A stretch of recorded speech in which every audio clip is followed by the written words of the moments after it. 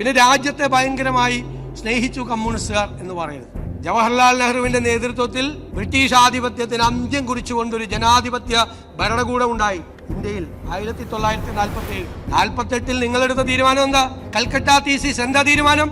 നാട് മുഴുവൻ അട്ടിമറിക്കാൻ, പാവപ്പെട്ടവൻ സഞ്ചരിച്ചിരുന്ന ട്രെയിനുകൾ അട്ടിമറിക്കാൻ, ബോംബ് വെച്ച് അട്ടിമറിക്കാൻ, സായുധ വിപ്ലവം നടത്തി ജനാധിപത്യ രീതിയിൽ അധികാരത്തിൽ വരുന്ന ഒരു ഗവൺമെന്റിനെ ഇല്ലായ്മ ചെയ്യാൻ രാജ്യം മുഴുവൻ അക്രമം അഴിച്ചുവിട്ട് സ്വതന്ത്ര ഇന്ത്യയുടെ ബാലാരിഷ്ടതകളിൽ നിന്ന് വിങ്ങുമ്പോൾ ഒരു 2 നേരം പോലും ഭക്ഷണം കൊടുക്കാൻ നിവർത്തിയില്ലാതെ ബ്രിട്ടീഷുകാർ ചവിട്ടിമരിച്ച ഒരു രാജ്യത്ത് അവർക്ക് ഒരു നേരത്തെ ഭക്ഷണം കൊടുക്കാൻ ലോകത്തിന്റെ മുന്നിൽ ഭിക്ഷാപാത്രവുമായി പണ്ഡിറ്റ് ജവഹർലാൽ നെഹ്റു കൈ നീട്ടി നിൽക്കുമ്പോൾ PL-480 എന്ന് പറയുന്ന ധാന്യം വരുന്ന കപ്പലുകൾക്ക് വേണ്ടി ഈ രാജ്യം കാത്തിരിക്കുമ്പോൾ, പാവപ്പെട്ടവന് ഭക്ഷണം കൊടുക്കാൻ പ്രയാസപ്പെടുമ്പോൾ, വിദ്യാഭ്യാസം കൊടുക്കാൻ, ആരോഗ്യം കൊടുക്കാൻ പ്രയാസപ്പെടുന്ന ഒരു കാലത്ത് ഈ രാജ്യത്തെ തകർക്കാൻ ശ്രമിച്ച കമ്മ്യൂണിസ്റ്റ് പാരമ്പര്യത്തെ കുറിച്ച് ദയവേത് പറയുക.